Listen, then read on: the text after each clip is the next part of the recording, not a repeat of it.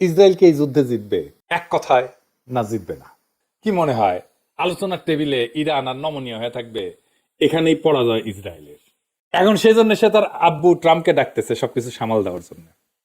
অনেক অনেক দিন আগে, সেই প্রায় 1964 সালে ব্রিটিশ প্রধানমন্ত্রী হ্যারল্ড উইলসন কইছিল যে রাজনীতিতে একটা সপ্তাহ কিন্তু অনেক লম্বা সময়।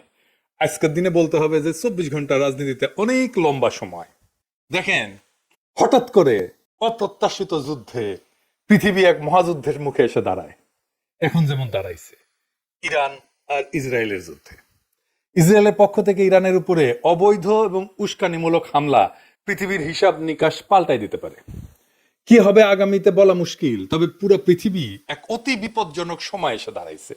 আজকে আমরা আলোচনা করব যে আসলে পশ্চিম এই যুদ্ধ থেকে কি চায়, কেন এই যুদ্ধ তৈরি হইল, এবং শেষ পর্যন্ত কি হতে যাচ্ছে। ইরানের উপরে ইসরায়েলের হামলা কিন্তু এটা আত্মরক্ষা না, প্রতিরক্ষাও না।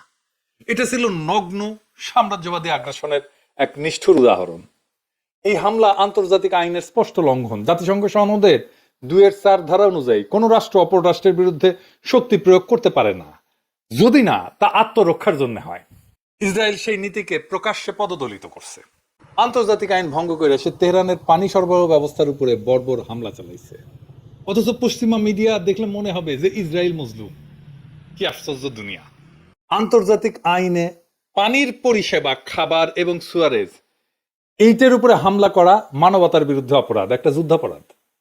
ইরানের বিরুদ্ধে এই আগ্রাসন এমন একটা সময় আসলো যখন গাজায় গণহত্যা চলতেছে, পশ্চিম তীরে দখলদারিত্ব এবং সারা দুনিয়ার মুসলিম জনগোষ্ঠীর উপরে নির্যাতন নিয়ে বিশ্বজুড়ে প্রতিবাদ চলতেছে।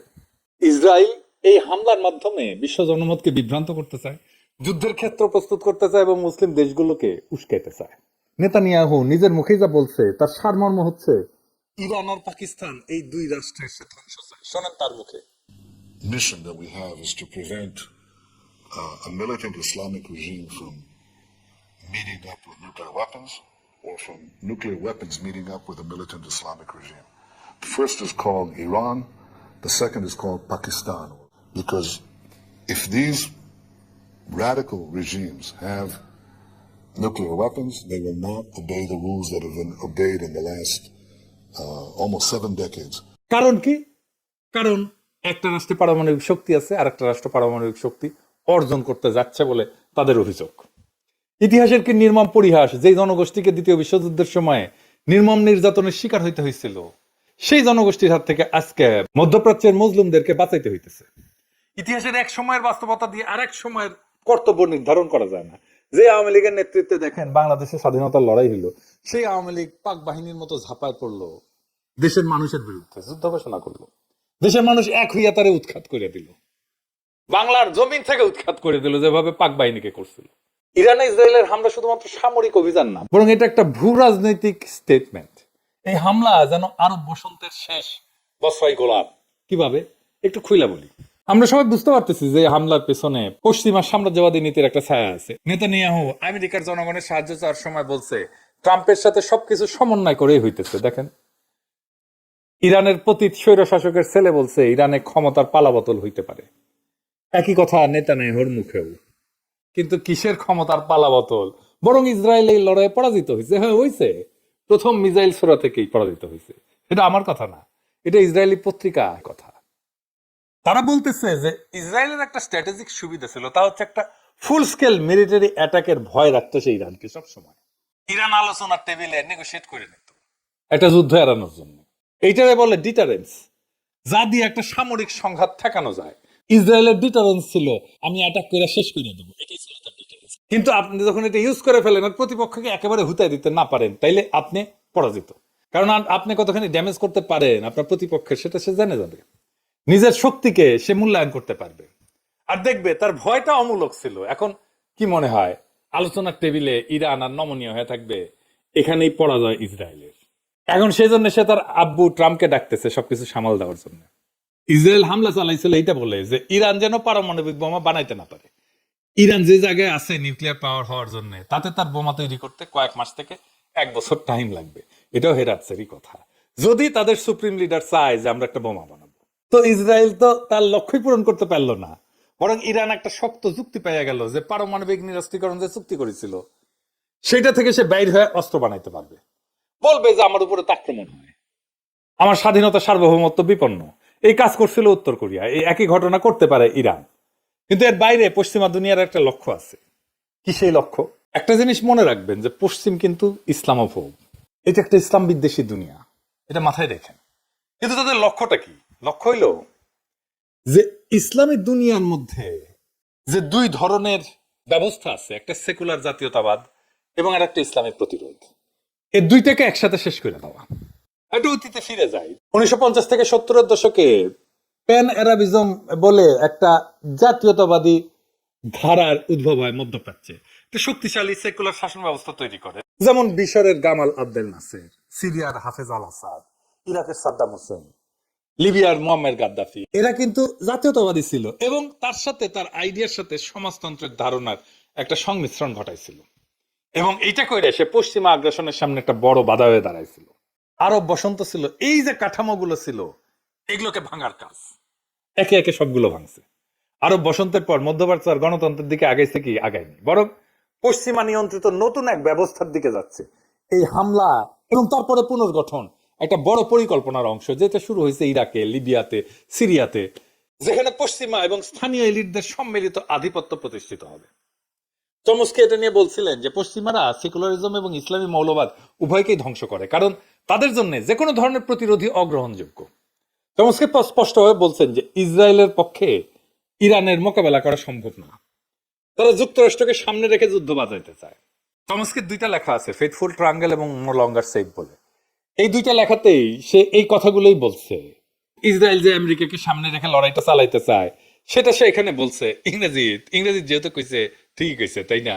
চমস্কি আবার বলছে যে সৌদি আরবে পশ্চিমা দুনিয়ায় যেই ধরনের ইসলামের সাথে মোকাবেলা করতে হয় তার সাথে কিন্তু কোনো দ্বন্দ্ব নাই, কারণ সেখানকার ইসলামকে তারা নিয়ন্ত্রণ করতে পারে। কিন্তু সমস্যাটা তখনই তৈরি হয় যখন কোন দেশ তাদের বিরুদ্ধে, পশ্চিমের বিরুদ্ধে প্রতিরোধ গড়ে তোলে, তখন তারা সেকুলার বা ইসলামী উভয় প্রতিরোধকেই নিশ্চিহ্ন করার চেষ্টা করে। এটাই হইতেছে তাদের নতুন ব্যবস্থা। তারা একদিকে বলে আমরা ইসলামী মৌলবাদের বিরুদ্ধে যুদ্ধ করছি, ওরা তো ইসলামী সেকুলারদেরও পছন্দ করে না, তাদেরকেও হুতায় দেয়। এবং তাহলে এই নতুন ব্যবস্থাটা কিভাবে কাজ করে? 5 ভাবে কাজ করে। 1 নম্বর হইতেছে আইন এবং দখলের মাধ্যমে নিয়ন্ত্রণ। 2 নম্বর হইতেছে অর্থনৈতিক ঋণ এবং বিনিয়োগের মাধ্যমে দেশগুলোকে নিজের নিয়ন্ত্রণে রাখা। 3 নম্বর হইতেছে রাজনৈতিক কাঠামো পরিবর্তন করে তাদের ইচ্ছা মতো পরিচালিত করা যায় এমন সরকার প্রতিষ্ঠা করা। 4 নম্বর হচ্ছে যে মুসলিমদের জীবনকে এমন এক সংঘাতে ফেলে দেওয়া যেখানে তাদের জীবনের মূল্য নাই বললেই চলে। 5 নম্বর হচ্ছে দীর্ঘমেয়াদী সংঘাত এবং বিভক্তি তৈরি করে, যেখানে ইসলাম এবং সেকুলারিজমের দ্বন্দ্ব জিয়ায় রেখে সুবিধা নেওয়া যায়। এই 5 নাম্বার ব্যাপারটা কিন্তু ঘটতেছে বাংলাদেশে। এইটা নিয়ে আলাপ করতে হবে আমাদের। আজকের এই আলোচনাটা শুনে নিশ্চয়ই আপনারা বুঝতে পারতেছেন যে নিজের দেশ এবং জনগণের ভবিষ্যৎ নিয়ে ভাবার সময় আসছে, কারণ এই ব্যবস্থার যুগের সূচনা আমাদের দরজার সামনে এসে দাঁড়াইছে। ফাইনাল কোশ্চেন, যে ইসরায়েলকে এই যুদ্ধে জিতবে? এক কথায়, না, জিতবে না। তার যতই সামরিক ক্ষমতা থাকুক, আপনার লড়াইয়ের বৈধতা থাকতে হয়, আপনার যুদ্ধের বৈধতা থাকতে হয়। এই ইসরায়েলের পক্ষে তথাকথিত পলিটিশিয়ান ছাড়া কোনো মানুষ, কোনো বিবেকবান মানুষ দাঁড়াবে না, দাঁড়াচ্ছে না। শিক্ষক বলেন, কবি বলেন, বুদ্ধিজীবী বলেন, সিভিল সোসাইটি বলেন, ইন্টেলিজেন্সিয়া বলেন, কেউ না।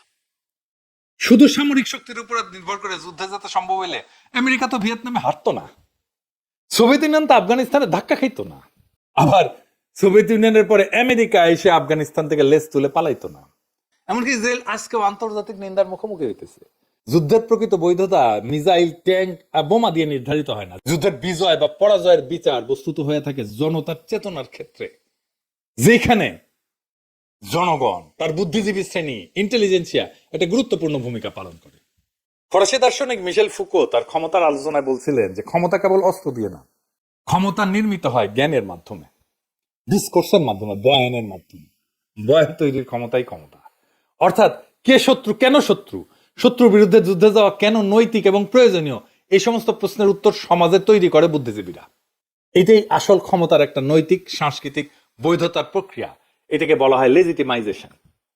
ইতিহাসের দিকে তাকাইলে দেখা যায় দ্বিতীয় বিশ্বযুদ্ধের সময় ফ্যাসিবাদ বিরোধী লড়াই শুধু সামরিক অভিযান যথেষ্ট ছিল না, বরং নাৎসিবাদের বিরুদ্ধে ব্যাপক বুদ্ধিবৃত্তিক এবং সাংস্কৃতিক অভিযান পরিচালিত হয়েছিল।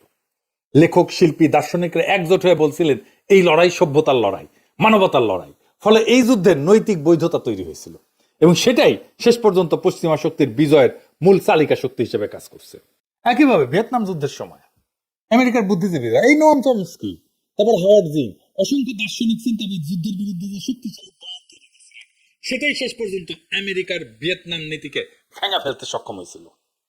আমরা হাসিনার পরাজয়ের কথাই বলি। হাসিনার পরাজয় তো একদিনে আসে নাই। হাসিনার শাসনের বৈধতাকে আমরা ক্রমাগত এটাকে ধ্বংস করছি বয়ান দিয়ে, মানুষের মনে আমাদের লড়াইয়ের নৈতিক বৈধতা তৈরি করছি। সামরিকভাবে অত্যন্ত শক্তিশালী ছিল, এখনো আছে আমেরিকা। তা সত্ত্বেও যুক্তরাষ্ট্র পরাজিত হয়েছিল ভিয়েতনামে, আফগানিস্তানে, কারণ তারা এই যুদ্ধের নৈতিক বৈধতা হারায় ফেলছিল। বর্তমান বিশ্বের দিকে তাকাইলে মধ্যপ্রাচ্য বলেন, ইউক্রেন বলেন, তাইওয়ান সংকট বলেন, ইরান ইসরায়েলের দ্বন্দ্ব বলেন, এখনকার আমরা এই একই দৃশ্য দেখব। এই যুদ্ধগুলো সামরিক শক্তির প্রতিযোগিতা চাইতে হয়ে উঠছে বুদ্ধিবৃত্তিক এবং সাংস্কৃতিক বৈধতা বা অবৈধতার সংগ্রাম। কে সঠিক, কে মানবিক, কে আগ্রাসী, কে নির্যাতিত, কে মজলুম, কে জালেম, এই সমস্ত প্রশ্নের মাধ্যমে বিশ্বব্যাপী বুদ্ধিজীবী, মিডিয়া, সাংস্কৃতিক প্রতিষ্ঠানগুলো তৈরি করে চলতেছে যুদ্ধের বৈধতার কাঠামো। ফলে যুদ্ধ এখন শুধু ভূখণ্ড বা সেনানিবাসের মধ্যে আবদ্ধ না, যুদ্ধ আজকে হয়ে উঠছে চেতনার যুদ্ধ, ওয়ার অফ কনসাসনেস। সেখানে ইন্টেলিজেন্সিয়ার আসল শক্তি। ইন্টেলিজেন্সিয়া যুদ্ধের বোধ তৈরি করে, সেই বোধ তৈরি করে নৈতিক বৈধতা এবং শেষ পর্যন্ত যুদ্ধের জয় পরাজয় নির্ধারণ করে দেয় সেই বোধ। তাই আজকের যুগে শুধুই শক্তিশালী সেনাবাহিনী থাকা যথেষ্ট না, শুধু প্রচুর যুদ্ধাস্ত্র থাকা যথেষ্ট না। সেই শক্তিকে মানুষের মধ্যে গ্রহণযোগ্য করতে প্রয়োজন বুদ্ধিবৃত্তিক এবং নৈতিক সমর্থন। কারণ শেষ পর্যন্ত ইতিহাস লিখে যায় বিজয়ীর বুদ্ধিজীবীরা, সামরিক বাহিনী না। তাই আজকে ইরান ইসরায়েল যুদ্ধে যাই ঘটুক না কেন, মনে রাখবেন ইসরায়েল পরাজিত হয়েছে, পরাজিত হবে, আখেরে পরাজিত হবেই, এবং মজলুম এক সময় না এক সময় বিজয়ী হবে। আজকে তারা যতই পিছু হটুক, এটাই ইতিহাস, এটাই পৃথিবীর ইতিহাস। পৃথিবীর ইতিহাস এই দিকে অগ্রসর হচ্ছে এবং আমরা ইতিহাসের সঠিক দিকে আছি। এবং এই লড়াই থেকেই একদিন ফিলিস্তিন মুক্ত হবে, ফিলিস্তিন স্বাধীন হবে। ইনকিলাব জিন্দাবাদ।